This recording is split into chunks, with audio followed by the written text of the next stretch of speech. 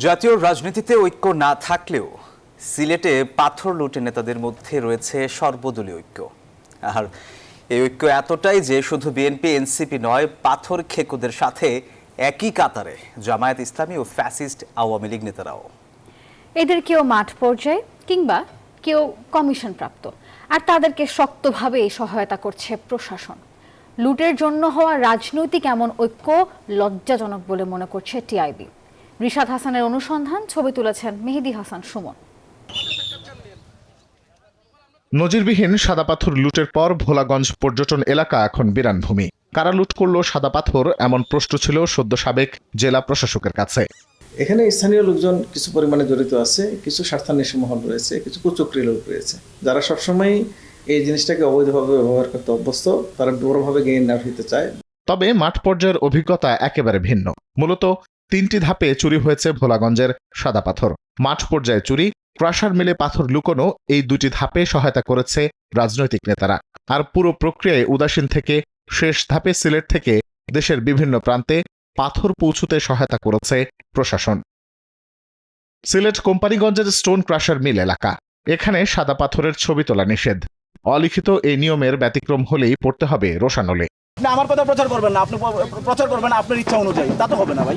আমি সাধারণ মানুষ, আমার কথা আপনি প্রচার করবেন। দিন চুক্তিতে শ্রমিকরা কাজ করেন ভোলাগঞ্জের সাদা পাথর এলাকায়। নৌকা প্রতি পাথরের মূল্য 8 থেকে 9 হাজার টাকা। এরপর ট্রাকে করে নেওয়া হয় স্টোন ক্রাশার মিলে। কোম্পানিগঞ্জ ও এর আশপাশের বেশিরভাগ ক্রাশার মিলের মালিক আবার বিভিন্ন রাজনৈতিক দলের নেতা।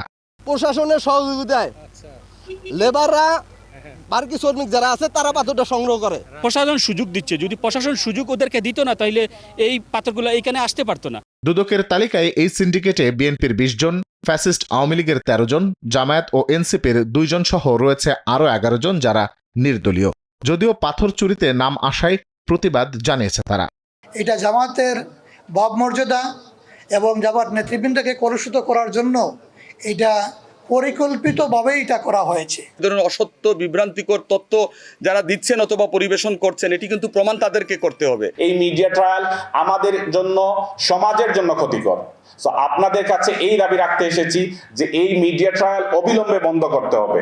অথচ জোটের এক নেতার বাসায় গিয়ে তাকে পাওয়া না গেলেও বাড়ির পাশে মিলে সাদা পাথরের স্তূপ ও ট্রাকের সন্ধান। রাতের আধারে কে বা কে আনিয়ে যেন ফালায় রাখছে পাথরগুলা। তো এখনো পর্যন্ত আমরা খোঁজাখুঁজি করছি, কোনো মালিক আমরা এখনো পাই নাই আর কি।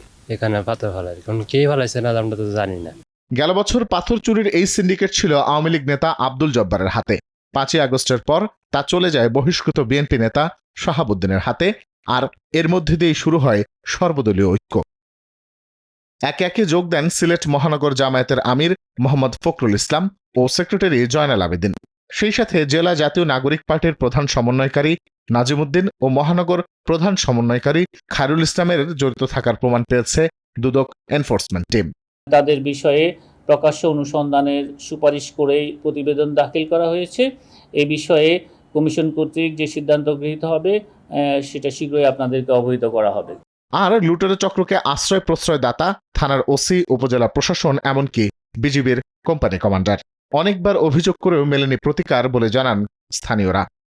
কোম্পানিগঞ্জ থানার ওসি, কোম্পানিগঞ্জ থানার ইউনো, আর ওইখানের যে বড়বাজার এর যে কোম্পানি কমান্ডার, ওই ভদ্রলোক, এই 3 জন হচ্ছে পুরো সরকার। প্রশাসনের এগুলো জিও আছে, ইউনো স্যারে বলা হয়েছে, ইউনো স্যারে তো এগুলা নেয় নাই। দেশের প্রয়োজনের বদলে লুটের জন্য হওয়া রাজনৈতিক ঐক্য লজ্জাজনক বলে মনে করছে টিআইবি। নতুন রাজনৈতিক শক্তি বিকশিত হলে তারাও কিন্তু এটাকে রোল মডেল হিসেবে করলে এর মধ্যে তারা নিমজ্জিত হলে এবং আত্মরক্ষার ব্যবস্থা নেবে। সেটারই দৃষ্টান্ত হচ্ছে যে এই যে পাথর চুরিতে এক ধরনের সংঘবদ্ধ হয়, যেটা যারা জড়িত তারা সকলে কোনো না কোনো রাজনৈতিক পরিচয় নেতাকর্মী হিসেবে যারা তাদের একাংশ। মাত্র কয়েক মাসে ভোলাগঞ্জ থেকে লুটপাট হয়েছে প্রায় 2 কোটি ঘনফুট পাথর, যার বিপরীতে প্রতিস্থাপন হয়েছে মাত্র কয়েক লাখ। এই দায় কি এড়াতে পারে প্রশাসন? নজিরবিহীন এই পাথর চুরির ঘটনার পর সিলেট জেলা প্রশাসনের গ্রেফতার, তল্লাশি ও অভিযান কার্যক্রমের ভিড়ে যেন মূল অপরাধীরা ফাঁকা পড়ে না যান সে বিষয়ে দৃষ্টি দেওয়ার কথা বলছেন সাধারণ মানুষ। রিশাদ হাসান, নিউজ 24, সিলেট। হিরন আরও মিনারেল ওয়াটার মাত্র 50 পয়সায় প্রতি লিটার।